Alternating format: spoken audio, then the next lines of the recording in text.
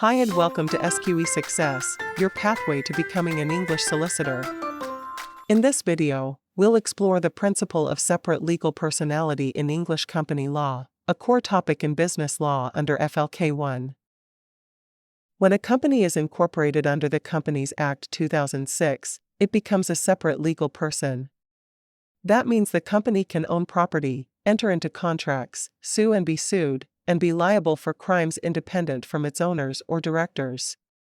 1. It can own property. If you incorporate a company and buy an office building, the company is the legal owner of the property, not you personally. 2. Enter into contracts. If a limited company signs a supply agreement, the contract is binding on the company itself, not directly on the shareholders. 3. Sue and be sued. If someone breaches a contract with the company can bring a lawsuit in its own name. Likewise, if the company defaults, creditors must sue the company, not automatically its shareholders. 4. Be liable for crimes. If a company pollutes a river or breaches health and safety laws, the company can be prosecuted, fined, or in some cases directors may also face liability. It's one of the most important concepts in company law, and it all started with a famous case. Let me tell you the story. Mr. Aaron Salomon was a leather boot manufacturer. He originally ran the business as a sole trader and later incorporated it into a limited company called a Salomon & Co. Ltd. He owned almost all the shares, 20,001 out of the company's 20,007 shares, and his family held the remaining ones. He sold the business to this company, and the company owed him money via a secured loan. But the business failed, and the company went into liquidation. The creditors tried to argue that the company was just Mr. Salomon in disguise and that he should personally pay the company's debts. But the House of Lords said no. Even if he owned almost all the shares, the company was a separate person in the eyes of the law. So Mr. Salomon was not personally liable for the company's debts. That ruling established the principle of separate legal personality. What does that mean in real life?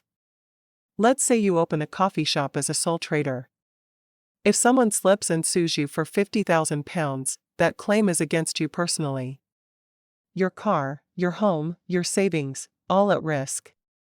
But if you set up Bean and Brew Ltd., and someone sues the business, it's the company, not you, being sued. Your personal assets are generally protected.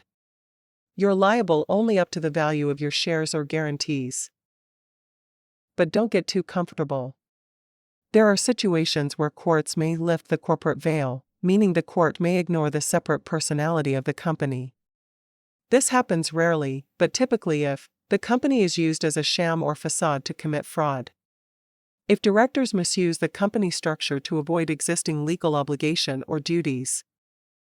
The classic illustration of this sham or facade to commit fraud exception to separate legal personality is Gilford Motor v. Horne, 1933. In Gilford Motor v. Horne, Mr. Horne was a former employee of Gilford Motor who had signed a contract not to solicit Gilford's customers after leaving. To get around this restriction, he set up a company in his wife's name and used it to approach Gilford's clients anyway.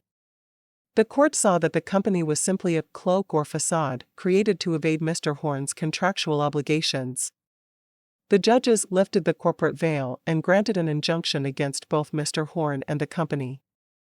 The misuse of company structure to avoid existing legal obligation exception is best shown by Jones v. Lipman, 1962. In Jones v. Lipman, Mr. Lipman agreed in a contract to sell land to Mr. Jones. Later, he changed his mind and tried to avoid the contractual obligation. To escape, he transferred the land to a company he had just formed, which he and a nominee controlled. The court held that the company was a mask which he holds before his face in an attempt to avoid recognition by the eye of equity. It ordered the transfer of the land to Mr. Jones, lifting the corporate veil. So while separate personality protects you, it's not a license to act dishonestly. Let's recap. A company is a separate legal person. It protects shareholders from personal liability. The principle comes from Salomon v. Salomon. But courts can lift the corporate veil in cases of fraud or abuse.